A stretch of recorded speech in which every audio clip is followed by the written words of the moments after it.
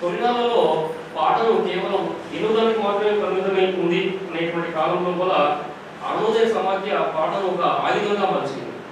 ప్రజల కష్ట సుఖాల్లో రైతు చెమట చుక్కను, కార్మికుడి కర్షకుల బాధలను సభ్య సమాజానికి వెలుగెత్తి చాటినటువంటి ఘనత దిక్సూచి అంతా కూడా ఆట పాటలు. ఒక ఒగ్గు కథ కావచ్చు, ఒక నాటకం కావచ్చు, ఒక పాట కావచ్చు, ఒక ఆట కావచ్చు, ఏదైనా సరే ప్రజల గొంతుకల నుంచి, ప్రజల మనసుల నుంచి, మట్టి మనుషుల బతుకులను ఎలుగెత్తి చాటింది అంటే అరుణోదయ సమాజకి, అరుణోదయ కళాకారులకి ఆ గొప్పతనం అనేటువంటిది దక్కుతుందని భావిస్తున్నాను. నిజంగా సమాజం మారుతుందా?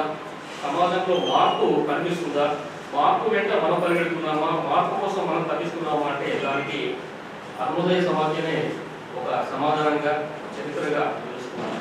ఎందుకంటే పాటే ఊపిరిగా, పాటే చరిత్రగా, పాటే ఆకాంక్షగా, పాటే చైతన్యంగా, పాటే ప్రణాళికగా ఉన్నటువంటి కళాకారులకు అరుణోదయ పాటను ఆయుధంగా మార్చింది. అరుణోదయ పాటకు ఒక స్వరాన్ని కల్పించింది. కళాకారుల గుండె చెప్పుడుగా అరుణోదయ నిలిచింది. ఒక సంస్థ 5 ఏళ్ళు బతికింది అంటే అది గొప్పగా భావించవచ్చు. అదే 10 ఏళ్ళు బతికింది అంటే చాలా గొప్పగా భావించవచ్చు. అదే ఒక సంస్థ ఒక 50 ఏళ్ళుగా కొనసాగుతుంది అంటే అది ప్రజల విశ్వాసం. ప్రజల విశ్వాసమే పెట్టుబడిగా అరుణోదయ నాటి నుంచి నేటి వరకు ముందుకు సాగుతూనే ఉంటుంది. ఇక మీద కూడా ఉంటుందనేసే మనందరము భావించాలి. ఇకపోతే కార్పొరేటీకరణ శరవేగంగా దూసుకొస్తుంది.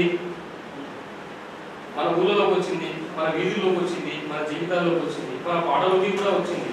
కళను కూడా కార్పొరేటీకరణ శక్తులు కబలించేటువంటి పరిస్థితులు మనం గమనిస్తూ ఉన్నాం. మనందరి దగ్గర చక్కగా సెల్ ఫోన్లు ఉన్నాయి, ఇళ్లలో పెద్ద పెద్ద టీవీలు ఉన్నాయి, డిజిటల్ తెరలో మనం చూస్తూ ఉంటాం. ఈటీవీ, ఈటీవీ, మా టీవీలు అన్నింటిలో కూడా రియల్ షోలు కనిపిస్తూ ఉంటాయి. మరి దాంట్లో ఎక్కడ కూడా మన బతుకు బాట, మన బతుకు చిత్రాలు కనిపిస్తాయా? పేదవాడి ముందుగా వినిపిస్తుందా? మన చెమట చుట్టూ అక్కడికి వెళ్ళేటువంటి అవకాశం ఉంటుందంటే అసలు ఉండనే ఉండదు. మొన్న ఏదో సినిమా తెర మీద సినిమాకు సంబంధించినటువంటి ఒక పాట పాడుతూ వాడు సభ్య సమాజం కూడా తలదించుకునే విధంగా లాగి లాగి లాగి అంటే మా పాట పాడాడు. అసభ్యకరమైనటువంటి పదజాలాన్ని కార్పొరేటీకరణ శక్తులు వేదికల మీద బాహ్య ప్రపంచంలోకి మరి చొప్పిస్తున్నా కానీ వాటిని ప్రశ్నించేటువంటి గొంతుకలు కలువయ్యాయి.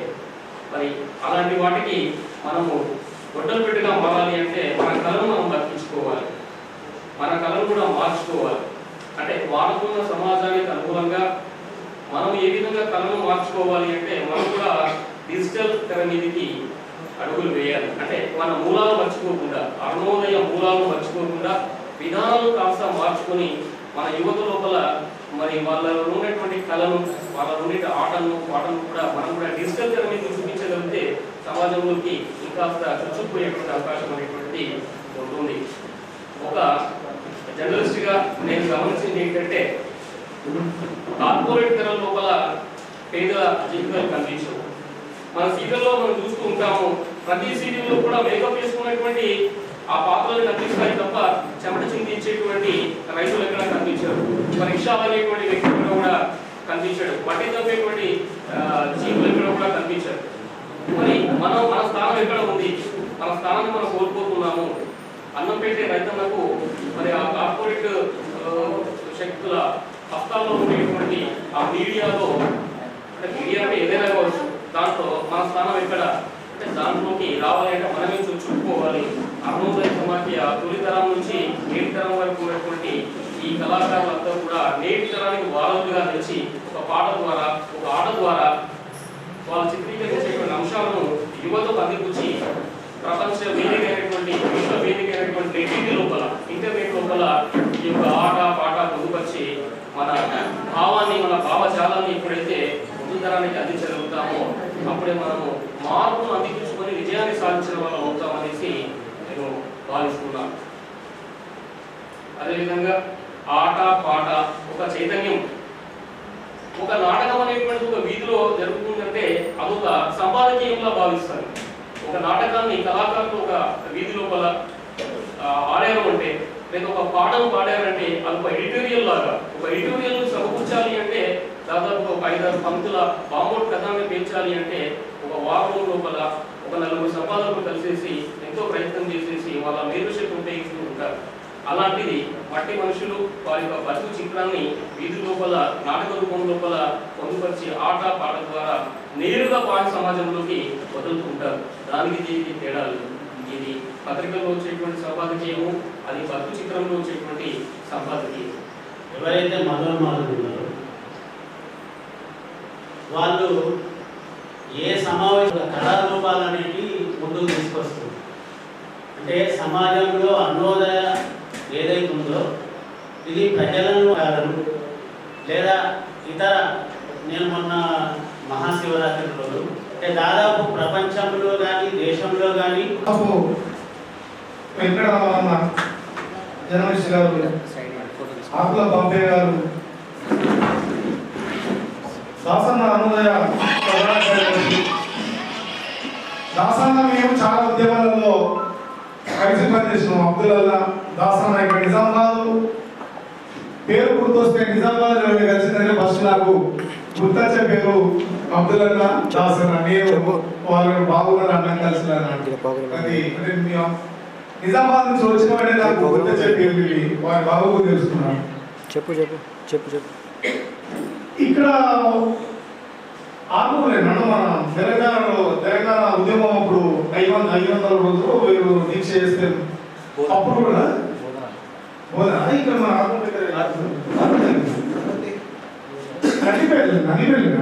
నందిపేట జరిగినప్పుడు అప్పుడు కూడా నేను వచ్చిన అబ్దుల్లాంటికి దాదాపుగా చాలా సార్లు వచ్చాను. అక్కడ కూడా మాకు ఆదిత్య నుంచి మంచిగా అంటే విప్లవ కుటుంబాలంటే ఆ ప్రేమలో ఆప్యాయతలు ఉంటాయి. అట్లాగే తెలంగాణ ఉద్యమం హీరో నితిన్ రెడ్డి ఊరు పేరు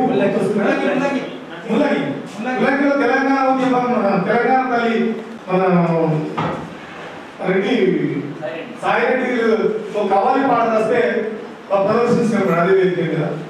అట్లా నిజామాబాదు అరుణోదయ. మరి ఇంకొక మర్చిపోయిన విషయం ఏంటంటే మనం తెలంగాణ ఉద్యమంలో నిజామాబాద్ మన అరుణోదయ నుంచి క్యాసెట్ ఇస్తున్నాం. మనం అసలు అది వాస్తవంగా అబ్దుల్లా రాపించింది, అబ్దుల్లా వాడాల్సింది. కానీ నాగన్న ఇక్కడికి రావడం వల్ల నాకు కూడా నాగన్న మీద ఎక్కువ ఉపయోగం. నేను అన్నమాట రిక్వెస్ట్ చేసుకొని అనదు, మా పల్లె గోస పడుతుందో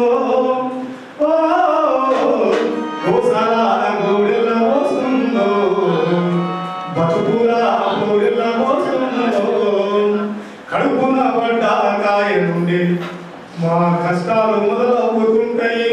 పస్తుల నుండి అమ్మ ప్రసవించిన పాలకును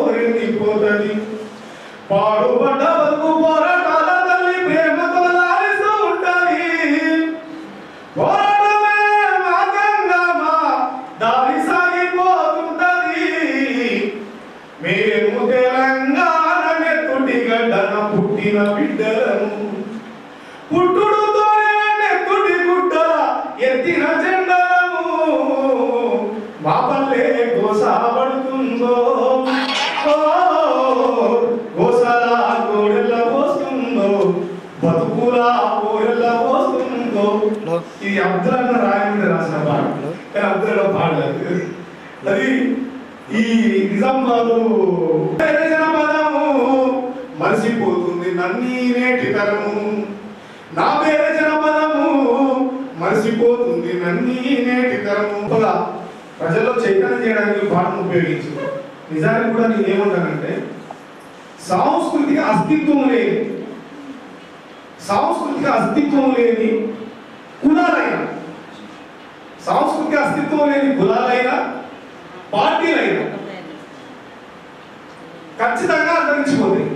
దానికి మానవ వీరన్న పార్టీ ఒక బెస్ట్ కారణం. ఆయన ఒక గొప్ప కళాకారుడు, కవిగా కళాకారుడిగా పార్టీ స్థాపించిన ఒక మహామేధావి.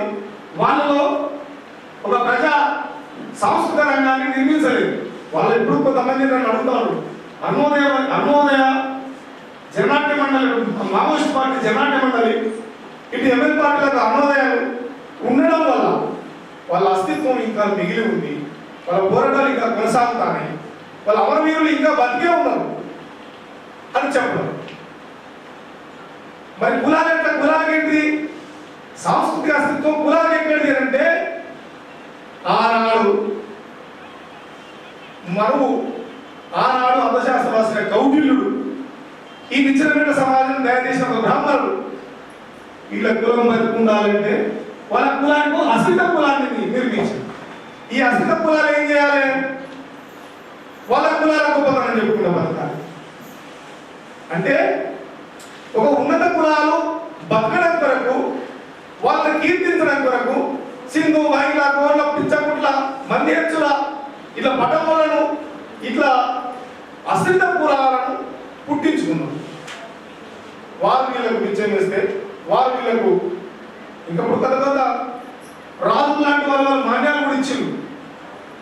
అంటే ఆ కులాలను బతికించుకోవాలని కొరకు ఇలా గౌరీ శెట్టులను, సాదాసురులను, ప్రతి కులానికి ఒక జట్టు వాళ్ళను, రుంజోలను, ఇలా ప్రతి కులానికి ఒక అస్థిత కులాన్ని స్థాపించుకొని కళలను బతికించుకుంటూ మౌఖిక సాహిత్యాన్ని బతికించుకుంటూ వచ్చింది.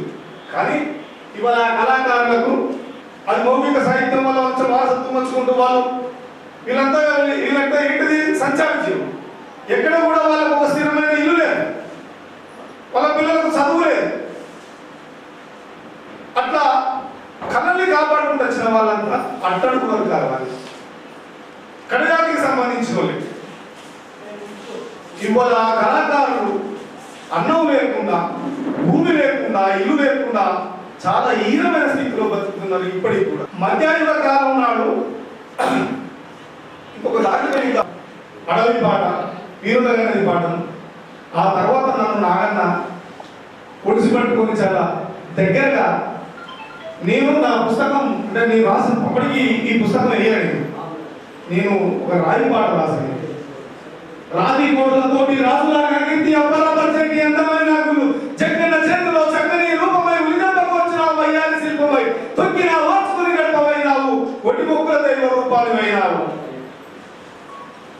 అందులో రాతి కోటలతోటి రాజులాగా కీర్చి అబ్బరపరిచేటి అందమైన రాయికి మధ్య దిశంభవించంగా రాసుకొని అగ్గి మోసుకుంది ఇప్పుడు నిప్పునే అన్నట్టు గొప్ప చరిత్ర అనేది నీకన్నా లోకాన ఏముంది గొప్పదేనంటే నాగన్న ఎంత ఈ అంటే ఒక రెండు జగమకరాలకు ఒక వాటికి సంతతి కల్పించి నిప్పులు వాటికి బిడ్డగా చూపించినావు. తెలిసిన ఎంత అద్భుతం అని చెప్పి నన్ను అమాంతా ఊహించుకొని ఆ రోజు నుంచి నన్ను నేటి దానికి వదిలిపెట్టలేదు, నేను కూడా తనను వదిలిపెట్టలేదు.